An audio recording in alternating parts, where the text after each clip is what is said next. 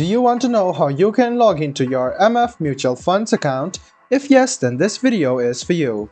Hello and welcome to Tech Basics. It's your host back again with yet another interesting tutorial video. In this video, I'm going to teach you how you can log into your MF Mutual Funds account. Go ahead and open Chrome or Edge browser on your PC, go to the Google search bar, and then search for MF Mutual Fund Login.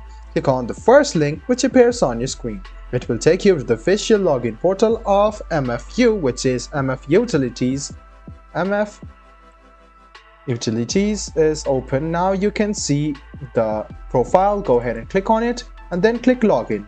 This way it will take you to the login portal of MF Mutual Funds. You can sign in using your username. Go ahead and write down your username in this box, your password, and then click sign in. This way you can easily log into your MF Mutual Funds account.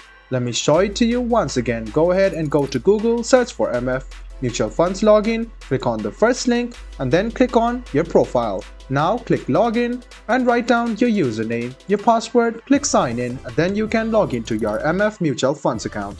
If you don't have your password or forgot it and want to reset it, this is the link for you.